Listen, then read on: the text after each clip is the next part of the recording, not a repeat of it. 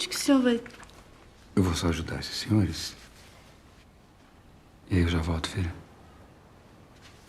Tá bom.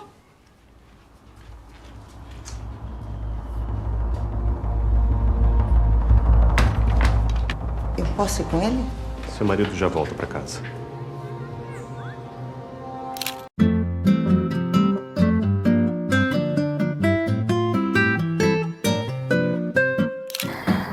Tudo bom, pessoal? Hoje nós vamos falar de um filme que a gente chama no hype, né? Todo mundo comentando, porque é o candidato brasileiro ao Oscar, né? Desse ano agora de 2025. Mas muito além disso, ele é um filme para a gente discutir muitos assuntos importantes. O filme chama Ainda Estou Aqui, é o filme do cineasta Walter Salles, que tem ali como personagens principais, né, os atores principais, a Fernanda Torres e o Selton Mello, né? Dentre muitos atores importantes, inclusive a Fernanda Montenegro, que foi candidata ao Oscar num outro filme do Walter Salles, que também era um filme concorrente aí ao Oscar de filme estrangeiro, que era o Central do Brasil, né? Que faz o papel da própria Fernanda Torres numa idade um pouco mais avançada, em uma cena de pouco mais de 5 minutos, sem falas, né? Que a Fernanda Montenegro tem uma atuação incrível em 5 minutos, sem nenhuma palavra, mas isso não vem ao caso agora, a gente vai falar sobre isso um pouco mais tarde. Não esquecendo de dizer que todo filme que eu discuto aqui vai ter spoilers, porque eu vou acabar falando sobre um pouco do enredo desse filme, mas principalmente discutindo as questões que ele traz, ele nos ajuda a levantar quando ele é apresentado para nós, né? Então Ainda Estou Aqui, ele é um roteiro adaptado do livro do Marcelo Rubens Paiva, que é um autor que ficou muito conhecido décadas atrás, na década de 80, 90, que fez um livro chamado Feliz Ano Velho, em que ele contava sobre um acidente que ele teve, um acidente pessoal que o deixou paraplégico, né? E naquela oportunidade ele já contava um pouco sobre a história da família dele, né? O pai do Marcelo Rubens Paiva, ele foi um deputado chamado Rubens Paiva, né, que era do Partido dos Trabalhadores, né, não o PT, mas um Partido dos Trabalhadores ali da década de 60, 70, né, ele foi eleito naquela época e esse mandato dele, na verdade, já tinha sido perdido por conta das posturas dele trabalhistas, né, que eram consideradas posturas comunistas. Ele teve que se refugiar um tempo fora do Brasil depois de perder esse mandato, e ele volta para o Brasil. Ele era engenheiro e ele vai trabalhar de novo na engenharia, que era a vida dele. Ele sempre amou a profissão dele, muito além da questão da política que ele se envolveu. Ele era um engenheiro que amava a sua profissão, ele voltou a trabalhar na sua profissão. Ele era casado com a Eunice Paiva, que era uma mulher que naquela época, né, vamos voltar nessa época aí da década de 60, 70, em que as mulheres, a grande maioria delas, não trabalhavam. Então ela era uma mulher que não trabalhava porque ela cuidava dos 5 filhos que eles tinham, né? Entre eles o Marcelo Rubens Paiva, mas eles eram pais de 5 crianças. Então ela era uma mulher, uma mãe muito dedicada, uma esposa muito dedicada. O Rubens Paiva estava trabalhando como engenheiro, né? Tinha vários amigos que estavam relacionados à política, não eram políticos, mas ainda estavam relacionados à política. E a gente estava em plena ditadura militar no Brasil. O João Manuel chama de ditadura empresarial do Brasil, né? Militar brasileira, porque na opinião dele existia uma relação entre o militarismo, o empresariado e o combate ao comunismo, né? Na época que era o grande terror das pessoas. Então, naquela época teria sido aceita a questão da ditadura por grande parte da população, por grande parte dos políticos, o grande empresariado, os bancos, né? O grande agronegócio como uma forma de se combater o comunismo no Brasil, porque essas ideias, né, de esquerda estavam invadindo o Brasil, porque já estavam em outros países em torno do mundo. A gente estava em pleno conflito ali, né, entre Estados Unidos e Rússia com relação ao comunismo e o capitalismo. Então, dentro daquela esfera política daquele momento, o Brasil vivia aquele momento militar extremamente rigoroso, né, em que não se podia discutir questões trabalhistas, questões de direitos do trabalhador, que já era se pensado como algo de esquerda, que podia estar vinculado ao comunismo, e o comunismo era uma doença que poderia afetar todo o Brasil, então não se podia discutir esse assunto. Então estava lá na começo da década de 70, e muito se mostra o Rio de Janeiro daquela época, a cidade do Rio de Janeiro, o Rubens Paiva e seus filhos vivendo numa casa muito confortável. Ele era de classe média, média alta no Rio de Janeiro, morava ali próximo à praia, né, quase de frente à praia, junto com a sua esposa, recebia os amigos na sua casa. Naquela época, né, que ainda bem hoje não existiam não existia rede social, não existia tanta internet, então as pessoas conviviam muito uma com as outras. Ele recebia os amigos em casa, eles se encontravam todos na praia para praticar esportes, para se divertir, né? Então eles tinham uma vida em família muito grande, ele era muito próximo aos filhos, ele era um marido muito próximo à esposa. Então mostrou toda essa dinâmica desse casal, dos amigos que eles tinham, e eventualmente mostrava algumas cenas em que o Rubens Paiva ele ia discutir questões de trabalho, separado da esposa, separado dos filhos no seu escritório, em que a gente também não tinha contato com o que estava acontecendo. A gente sabia que os amigos dele também eram pessoas que discutiam questões políticas e questionavam um pouco o regime de exceção que se vivia à época. Um belo dia, ele está na sua casa com a sua esposa e entram pessoas na casa dele, 3 ou 4 homens que não se identificam muito bem o que são, mas dizem que vão ao paisano. Inclusive eles não estão vestidos com roupas, né, de polícia ou de militares e tal, mas eles entram na casa do Rubens Paiva e dizem que ele precisa acompanhá-lo para prestar um depoimento, né? Então todas as janelas da casa se fecham, né?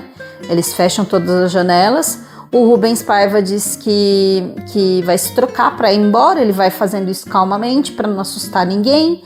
A esposa pergunta, né, Eunice, se não pode acompanhar ele. Ele fala que aquele funcionário que estava ali do governo fala que não pode acompanhar, e que não sabe onde ele vai dar o depoimento, que não sabe quando que ele vai retornar, mas que ele já volta, que ele vai dar só o depoimento e logo ele já volta. E o Rubens Paiva vai com o próprio carro, inclusive, prestar o depoimento, vai embora, e lá dentro da casa dele permanecem esses funcionários do governo, vigiando, né, a casa, as pessoas os filhos entrando e saindo, a Eunice que não pode mais sair de casa, toda pessoa que entra em casa não sai mais, tal. Então, passam-se dias, né? O Rubens Paiva nunca volta, ela sempre perguntando por que ele não está voltando, onde que ele está, e ele não retorna. Um belo dia falam que ela, Eunice Paiva, precisa dar um depoimento, ela e uma das filhas. Tem um detalhe que eu esqueci de falar um pouco, que a filha mais velha do casal, ela tá numa fase já ali universitária, né? Ela tá um pouco mais velha, e ela já tem uma atração pelos movimentos estudantis, e ela já tem um viés de esquerda, né, na sua maneira de pensar e tal. E o Rubens Paiva e a Eunice ficam com muito medo do comportamento dela levar alguma coisa que pode levar um risco pessoal para ela. Então eles enviam essa menina para Londres para ficar junto com uma amiga da família, que são donos de uma livraria que tinha um viés mesmo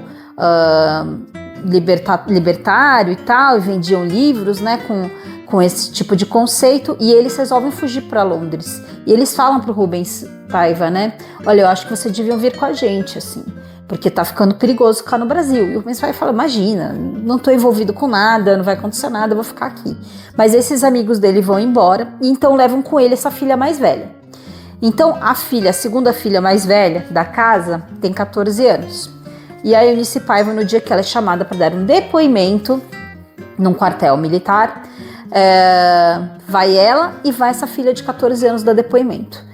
E daí é a parte mais, vamos dizer, mais violenta do filme em si, vamos dizer assim, que mostra mais como funcionou o raciocínio daquela época, da violência daquela época. Então mostra ela sendo levada, encapuzada, ela e a filha, para esse quartel, para não saber exatamente onde elas estão indo, né? Elas só tiram esse capuz quando elas estão dentro da sala de interrogatório. Ela e a filha são separadas. Ela dá um primeiro depoimento dela, que eles falam: olha aqui para essa pasta de fotos, vê se você reconhece alguém que está aqui. E ela não reconhece ninguém, né? Em princípio ela olha e fala: não conheço ninguém, porque ela não quer falar também de ninguém, mesmo que ela conhecesse, ela não queria falar de ninguém. E daí eles jogam lá dentro de uma solitária lá, né? Um lugar separado, que ela fica lá isolada e tal, e ouvindo o tempo inteiro violências acontecendo com outras pessoas. E depois chama ela de novo, mostram de novo para ela aquela pasta, vê se você reconhece alguém. Ela reconhece algumas pessoas, ela reconhece, por exemplo, a professora dos filhos. Fala: aqui tá a professora dos meninos, não sei porque ela tá aí. Fala: o que ela fez? Não sei porque ela tá aqui. E daí o pessoal fala: porque ela leva e traz cartas, que o seu esposo tá deixando ela levar e trazer cartas aí de pessoas que estão corrompidas, né? E ela diz que não tá sabendo de nada, e os caras não acreditam nela, mantém ela presa vários dias, separada da filha. Ela nunca sabe o que aconteceu com essa filha nesse período. Ali vai mostrando quantos dias ela tá, porque ela vai riscando na parede, igual presidiário, quantos dias você tá lá preso. Então a gente acompanha quantos dias ela tá. Eu pessoalmente, desculpa, eu não prestei atenção em quantos dias ela ficou presa, mas ela ficou, enfim, muitos dias presa. Ali não aparenta que ela sofreu nenhuma violência sexual ou física, mas ela sofreu uma grande violência psicológica. Mas é fato e é sabido aí, né, hoje com um processo de investigação que ocorreu na época, que ocorreu muita violência sexual com relação a mulheres naquela época, estupros e outros tipos de violência física e abuso psicológico de vários tipos contra mulheres ali nessa época, mulheres e homens, nessa época da ditadura. Então ela volta um belo dia, ela volta para casa, deixam ela retornar para casa. E a filha, na verdade, ela descobre que essa filha ficou somente 24 horas detida ali. Foi muito mais para dar um susto nela, para ver também se conseguiam fazer com que ela falasse algo, porque a menina evidentemente não sabia de nada, né? Uma criança de 14 anos. Também sofreu muita violência psicológica e sofreu depoimentos, etc. E ela volta para casa, os dias se passam, as pessoas, ela começa a tentar investigar o que está acontecendo, ela não consegue descobrir onde está esse marido dela. Ela lembra de, na hora que ela está indo embora desse quartel, de ter visto o carro do esposo ali no estacionamento de onde ela deu o depoimento. Quer dizer, o carro dele está ali, ele deve estar ali ainda até agora, ou ele não está mais ali, mas enfim, é o último lugar onde ele estava.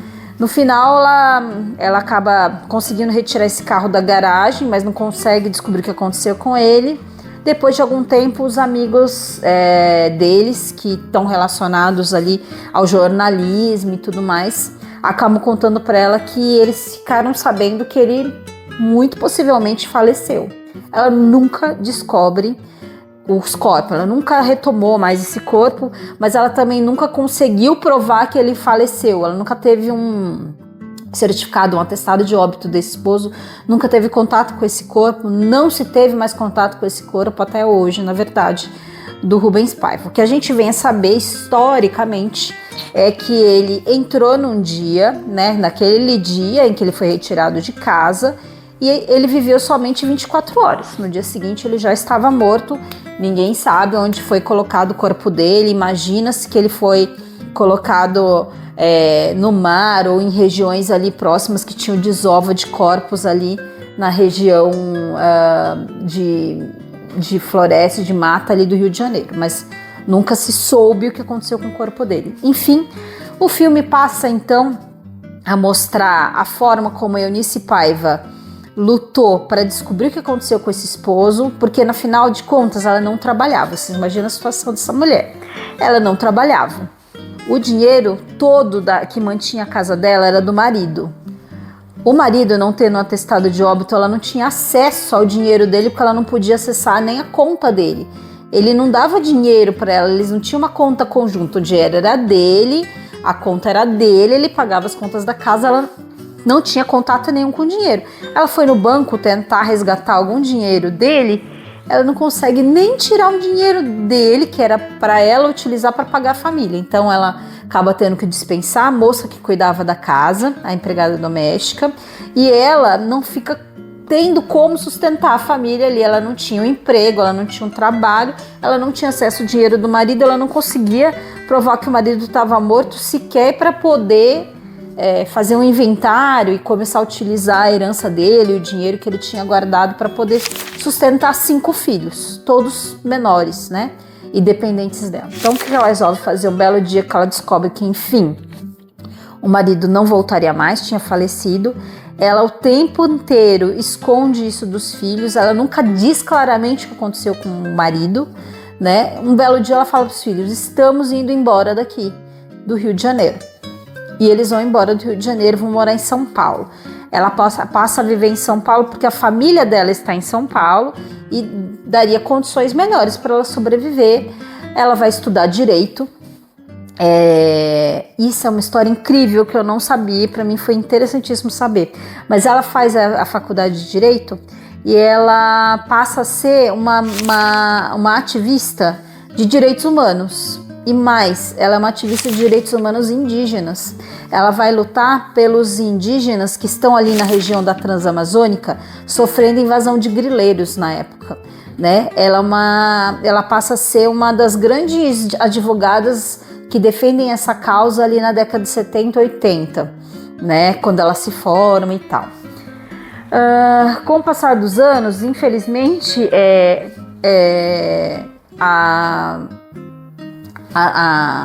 a ditadura vai se passar, né? Em 84 ela acaba finalmente e ela continua nessa busca por saber o que aconteceu com o marido.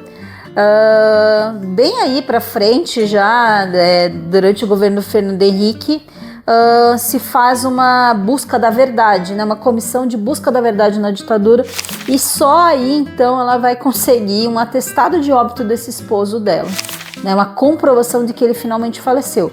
Financeiramente já não resolve mais nada, vamos dizer, não resolve mais nada do ponto de vista documental para ela, mas foi um alívio, né, de se provar, ela conseguir provar que realmente o esposo foi morto pelaquela situação de violência.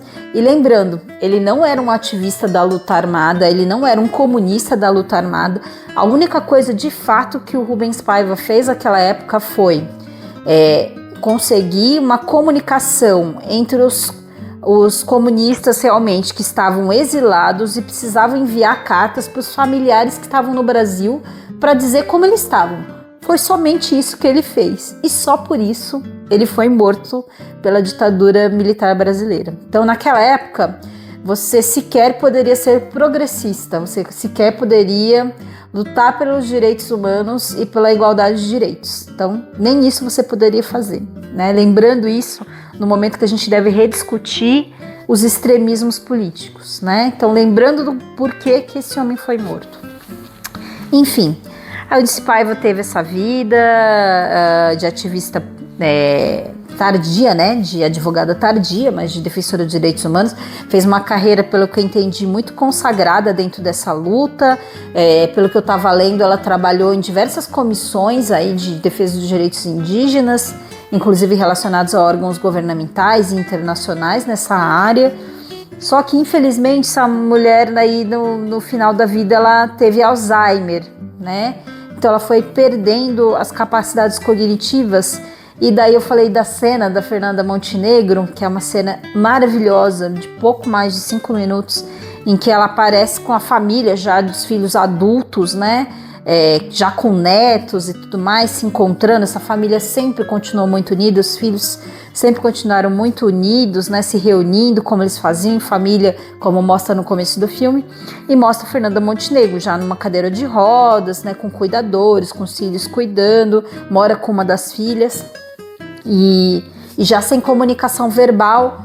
E ela não emite um som, uma palavra, né? A Fernanda Montenegro emite no filme, só mostra a imagem dessa mulher alheia à realidade, distante de uma realidade, mas que por um momento ela assiste um vídeo em que se fala das pessoas que foram eliminadas, né, pela ditadura, e mostra a imagem do marido dela, e parece que ela tem um lampejo de reconhecimento que aquele é o esposo, e eles falam que está tendo a comissão da verdade, que está investigando os crimes da ditadura e que estão revirando esses documentos e conseguindo comprovar que essas pessoas realmente morreram e tal. Então mostra ela tendo esse lampejo de realidade, né, assim, mostrando que ela teve contato com a realidade, que ela reconheceu o marido dela naquela reportagem.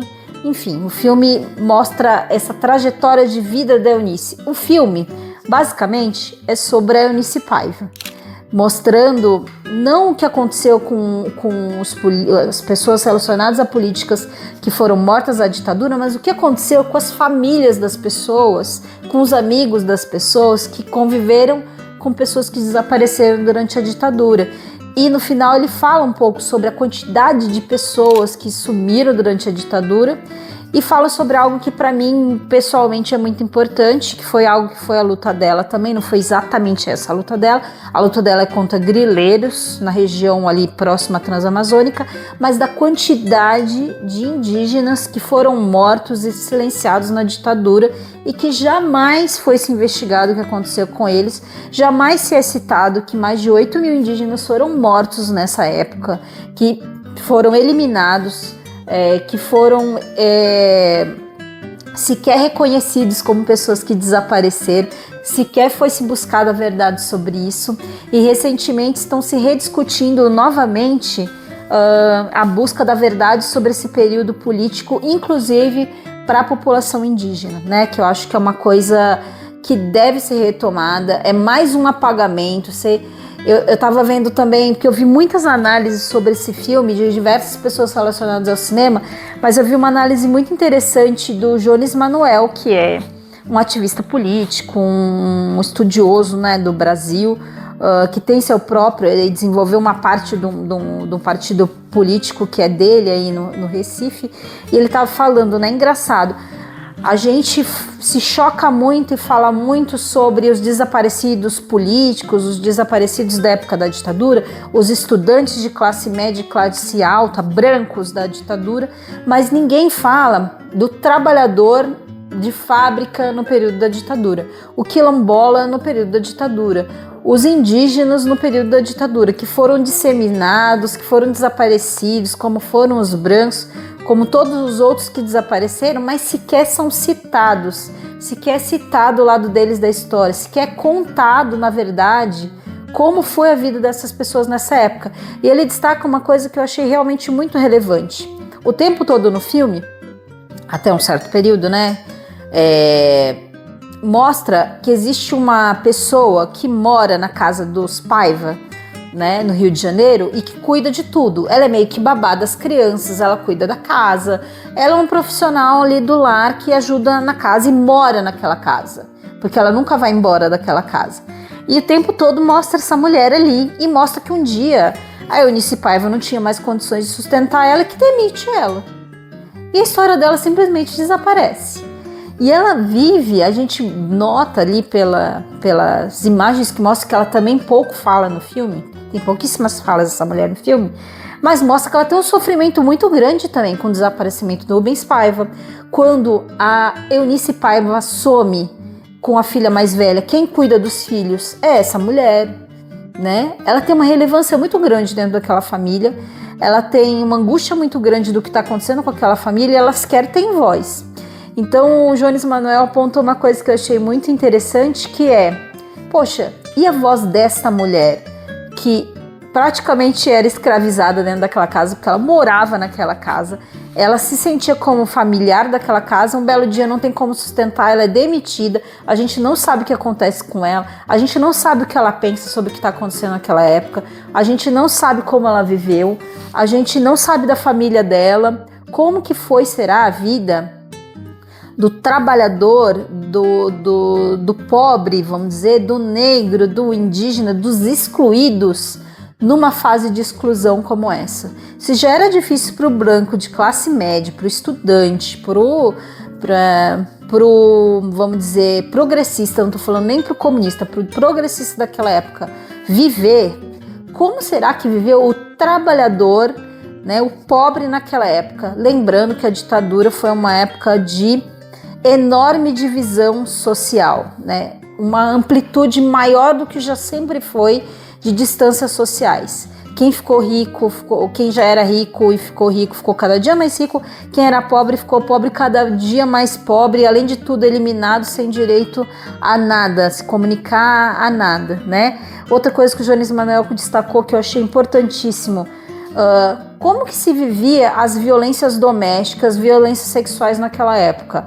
Você, mulher que era dona de casa, você, mulher que sofria algum abuso na rua, você teria coragem de ir num quartel militar, na polícia militar, denunciar um homem de classe média, branco? Você teria alguma coragem de fazer isso? Se você queria mais era fugir de perto, de qualquer proximidade com esse tipo de profissional na época. Então, imagina-se que nessa época teve uma enorme quantidade de abusos e violências e outras condições domésticas ou, né, na rua, de pessoas, de mulheres que sofreram isso, e com certeza elas não denunciaram. Então, isso daí era muito mais fácil de acontecer. A sensação de quando eu vi o filme, apesar de eu não ter vivido na época, eu nasci em 78, né? A minha família nuclear não era família de pessoas que tinham viés político de esquerda, né?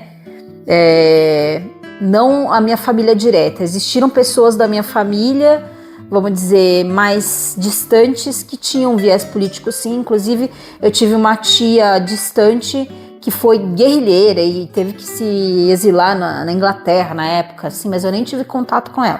Então, minha família nuclear, inclusive, eu moro numa cidade que a parte militar é extremamente grande, né? Que eu moro em São José dos Campos, que é uma cidade que tem a indústria aeronáutica muito forte. Meu pai trabalhava para a indústria aeronáutica. Meu pai não era militar, mas ele trabalhava lá dentro. Então, a minha proximidade com o contato com relação a essas coisas foi muito pequeno, até porque a ditadura acabou em 84 e eu tinha, sei lá, menos de 10 anos, então, nessa época. Então, eu não tive um grande contato com essa época. Mas, enquanto adolescente, eu tive muito contato com as informações sobre o que aconteceu nessa época, né? Lá com meus 13, 14 anos de idade, mais ou menos, eu tive professores que me mostraram muito o que aconteceu naquela época. Eu lembro de, na 4ª série, ter feito uma peça de teatro que a gente desenvolveu, eu e outros amigos, contando como era o DOPS, o que aconteciam naqueles porões, como eram aqueles lugares. Eu, na minha adolescência, vivi a época dos cara pintada, que eram na época do impeachment do Collor. Então, por conta disso, eu também tive muito contato com o que aconteceu com o movimento estudantil na época da ditadura. Então, eu acabei me interessando muito por esses assuntos e tive uma proximidade muito grande com esses assuntos.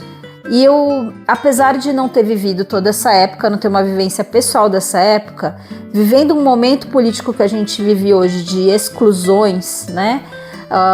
Ontem, né? Hoje é dia 20 de novembro, dia da consciência negra, inclusive, mas ontem, dia 19 de novembro, descobriu-se que no Brasil houve uma movimentação na eleição de 2022, quando o candidato da extrema-direita não foi vencedor das eleições, que existia um planejamento de se matar e envenenar o presidente eleito, o vice-presidente e o presidente do STF, do Tribunal Superior Eleitoral, né, o STE, e um dos ministros do STF, o Alexandre de Moraes, eliminá-los através de morte, por atentado. Então matariam o Alexandre de Moraes e envenenariam o presidente Lula e o vice-presidente Alckmin, né?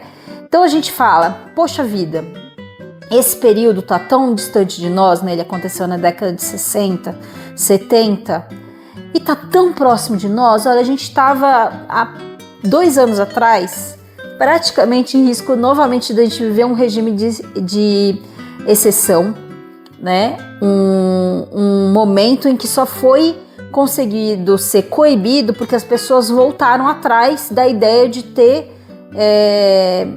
vamos dizer, esse golpe militar. Seria novamente uma espécie de um golpe militar. E dizem, né, politicamente, quem estuda política internacional, que ele só de fato não aconteceu porque os Estados Unidos, que é um país que tem uma chancela do que acontece no mundo inteiro, pelo poderio e influência deles, não só cultural, como também bélica, militar e política, eles não apoiaram esse golpe no Brasil na época, senão a gente teria vivido isso novamente. Então a minha sensação quando eu vi o filme, desde o começo, quando essa mulher é retirada da família e ela é levada para poder prestar um depoimento, e a gente entende que esse homem só foi eliminado simplesmente por ser um progressista, ele nem era um comunista, me deu arrepios de imaginar que todas as pessoas que têm um viés que não é ligado a uma visão política, que tem uma visão política diferente, possam ser eliminados com tamanha violência, com tanta facilidade, e que não sejam questionados, e que tenham sofrido anistia até hoje em dia, e que não foram punidos até hoje, por isso quase sentiram no aval de fazer isso novamente há 2 anos atrás, há tão pouco tempo atrás. Então esse filme, nesse momento político mundial, né, e que, de novo, eu acabei de falar sobre isso num debate sobre um outro filme, mas no momento que o Donald Trump, que é um candidato de extrema-direita americana, que tem crimes comprovados e que não foi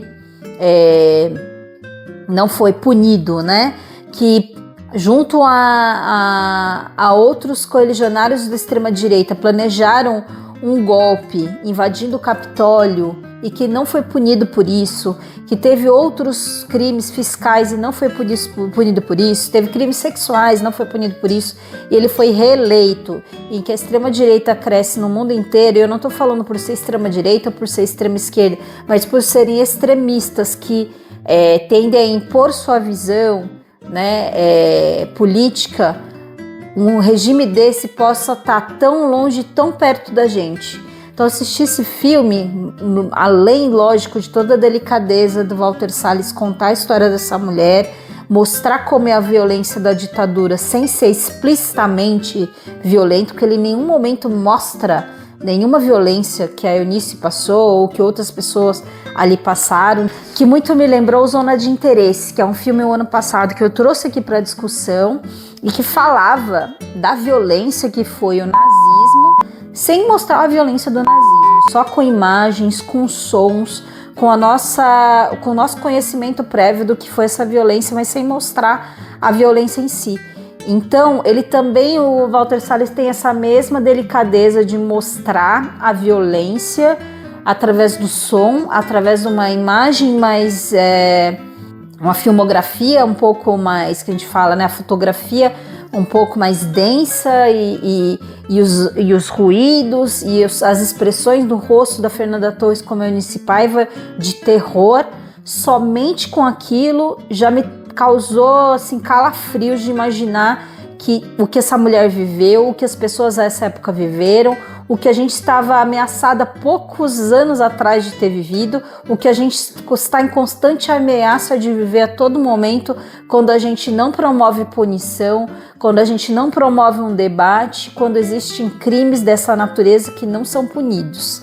Então, novamente, decorrente de tudo que aconteceu e que foi falado ontem, diante das descobertas que foram feitas, né, pela Polícia Federal com relação à tentativa de golpe que aconteceu contra as eleições aí de 2022, que se a gente não discutir o tempo inteiro, mostrar o que de fato aconteceu para as novas gerações que não viveram essa época, que se a gente não combater criminalmente essas pessoas, se a gente continuar promovendo a anistia desse tipo de pessoa que promove violência, que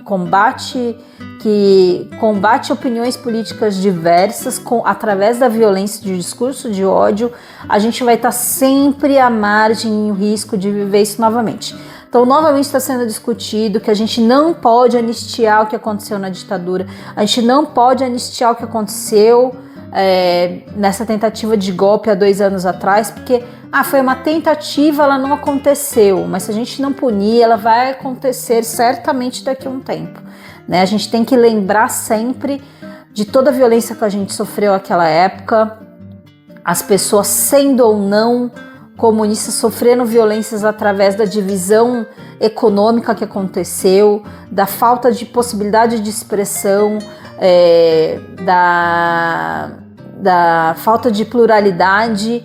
Imagina como que é você ser uma pessoa excluída daquela época, com uma diversidade que quer que fosse. Se você fosse neurodivergente, se você fosse de gênero diferente, se você fosse um negro, um indígena, qualquer outra, um pobre, qualquer população de exclusão naquela época, você imagina como era a sua vida de mais exclusão ainda, menos possibilidade de voz, menos capacidade de exigência de direitos. Foi muito pior.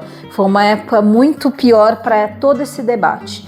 Então, a gente deve estar sempre alerta. Esse filme mostra pra gente que a gente deve estar sempre alerta. Isso aconteceu ali atrás, isso está acontecendo a todo momento. Esse risco do que a gente viveu, dessa exclusão e dessas violências, está cada dia maior, na verdade. Então, a gente deve estar sempre atento. Eu recomendo que você que possa ver esse filme, assista esse filme. Certamente ele vai entrar em algum streaming daqui a pouco tempo, né? Ele é uma produção da Globo Filmes, então muito possivelmente ele vai entrar na Globoplay. Mas se você puder ir ao cinema assistir, que é poder dar voz, né, para esse filme no cinema, poder melhorar a bilheteria dele para que ele seja distribuído em mais cinemas no Brasil, né? Porque quando você tem mais uma audiência maior, existe uma chance que um cinema de uma cidade pequena possa levar esse filme para lá, para que ele possa ser distribuído em todos os lugares, para que principalmente, mais do que esse filme ganhe ou não ganhe Oscar, é o que a Fernanda Torres tem falado, a gente tem que parar de ficar pensando como se fosse uma Copa do Mundo, né? E que a gente está numa competição para ganhar esse Oscar, que o que importa é a gente ganhar esse Oscar, ela ganhar esse Oscar, que a gente já ganhou muito com a existência desse filme e com a propagação que ele está tendo, com a discussão que ele pode propagar no Brasil nesse momento. Isso é o mais importante. Se você puder ver o filme, indicar esse filme e assistir ele no cinema para que ele possa ganhar cada dia mais visibilidade, é um filme que eu verdadeiramente indico para que vocês possam ver nos cinemas. 3, 2, 1... Não precisa sorrir. Por que não? O editor pediu Pediu o quê? uma foto menos feliz. Nós vamos sorrir. Sorriam.